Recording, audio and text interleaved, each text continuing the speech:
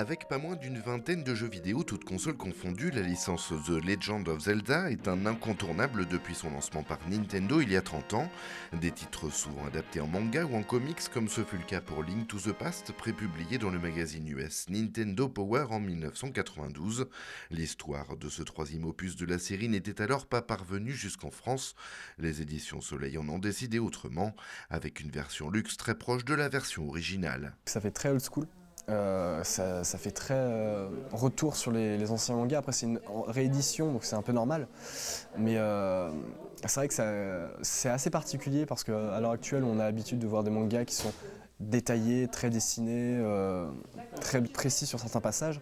Là, on retourne sur une version ancienne, sur une version où c'est plus le décor et l'ambiance qui est mise en avant que les personnages eux-mêmes.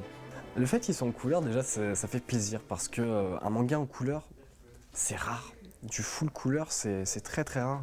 Et on n'en voit pas souvent parce que déjà, il faut avoir l'envie de colorer totalement toutes les planches. Et ça permet de beaucoup mieux retranscrire l'ambiance, le décor qui est très particulier dans Link to the Past. Donc avec la partie Overworld, la partie Light World, le monde de la surface, et la partie Dark World, la partie sombre du monde de Hyrule, qui est très intéressante à revoir. Premier de la série à évoquer le thème de monde parallèle au sein de cet univers médiéval fantastique, A Link to the Past est un des épisodes les plus emblématiques et populaires auprès des joueurs. Et bien que le pitch soit plutôt simple au départ, il dévoile un monde complexe et riche en personnages. C'est l'histoire de Link, un jeune paysan qui va être embarqué dans une aventure où il va devoir sauver d'abord la princesse Zelda, qui a besoin de son aide, qui est emprisonnée par un mage Aganim, qui est un des sbires de Ganon.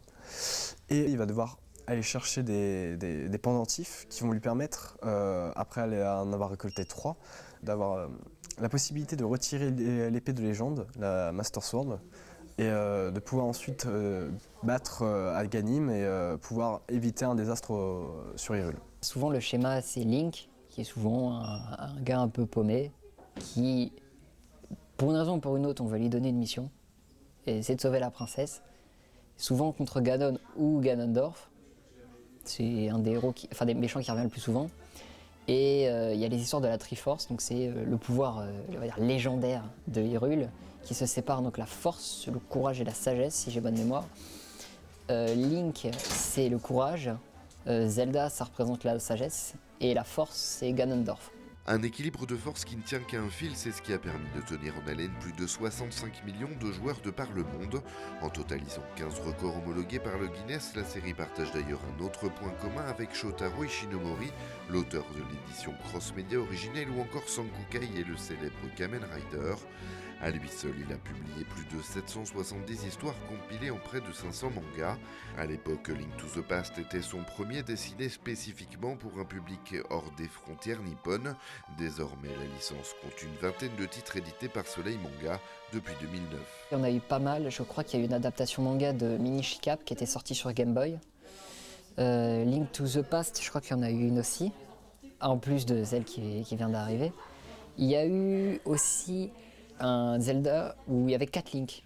The Minish Cap, il a retranscrit presque parfaitement le jeu de The Minish Cap parce que l'aventure reste la même, on a toujours Vaati et Excello, on a toujours les personnages vraiment importants de ce spin-off, parce qu'on peut vraiment parler de spin-off même s'ils font partie de la chronologie des Zelda. Et après, pour The Phantom Hourglass, c'est ça qui m'a vraiment intéressé. Ce qui a été poussé dans la partie manga qui m'a beaucoup plu, qui n'est pas dans le jeu, c'est qu'il a été expliqué certains événements qu'on ne comprenait pas dans le jeu. Des supports pour mieux cerner la légende, c'est un peu comme le livre encyclopédique Hyrule Historia destiné aux plus grands fans. Les amateurs acharnés peuvent aussi consulter les seulement 13 épisodes du dessin animé créé en 1989, avec un doublage VF véritablement chaotique et un Link obsédé par la princesse Zelda. La série m'a pas trop marqué, elle était un peu spéciale en fait, la série animée. Link surtout était très bizarre, un choix scénaristique on va dire. C'est comme le légendaire super-héros qui a jamais réussi même à avoir le bisou sur la joue. Jamais.